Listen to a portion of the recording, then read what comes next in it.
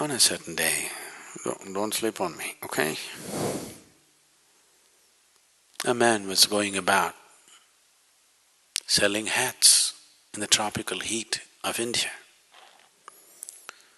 Village to village, selling hats. In the afternoon, he was very tired, came and sat under a tree, opened his packed lunch, ate it, dozed off.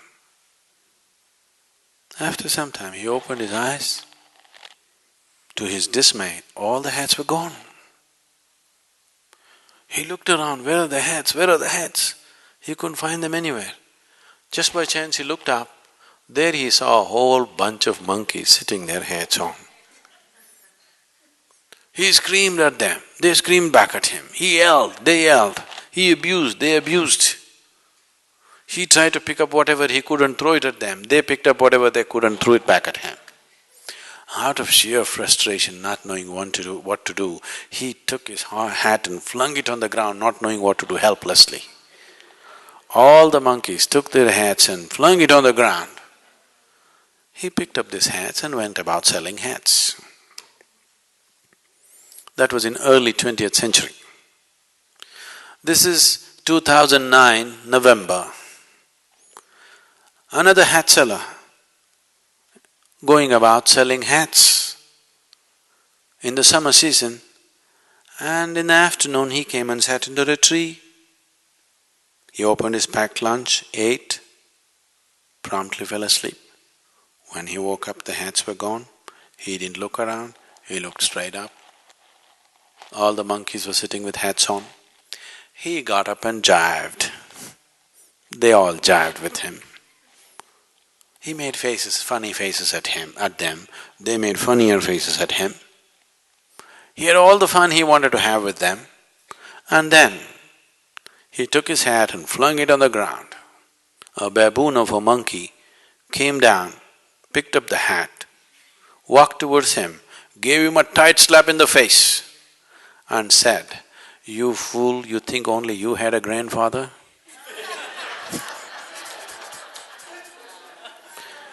There is scientific evidence that monkeys are evolving. About human beings, there is no such thing. Because what is human cannot evolve unconsciously. When you were a monkey, I'm sorry, I did not say this, Charles Darwin, not me, okay? I am not calling you a monkey. Charles Darwin said, all of you were monkeys, your tail fell away and you became human. When you were a monkey, you did not desire, I want to be human. Nature just pushed you on. But once you become human, now either you evolve consciously or you stagnate, that's all the choice you have. From here, you cannot evolve unconsciously because now what you call as human is not an established state. Please see this. Every other creature has established states of what they are.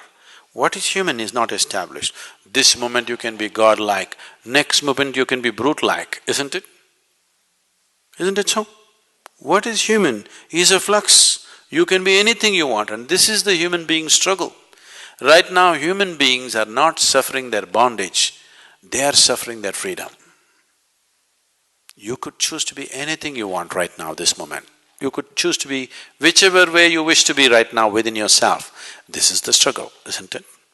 If your life also was fixed as the animal life is fixed, this is how you will be, you wouldn't be struggling so much. You wouldn't be experiencing as much pain and misery that human beings are experiencing right now, isn't it? See, for example, a tiger is born. A tiger is not sitting and wondering, how will I become a good tiger? How to become a good tiger? Should I go to the tiger college?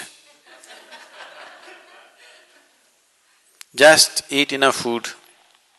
If you eat well, he becomes a good tiger, isn't it? You are not like that. You are born as a human being. To become a good one, how many things you have to do. Whatever you do, till the end you don't know whether you made it or not. Yes or no?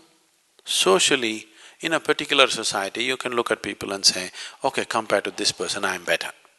But by yourself, you do not know whether you are this way or that way, isn't it? Because what is human is not an established state.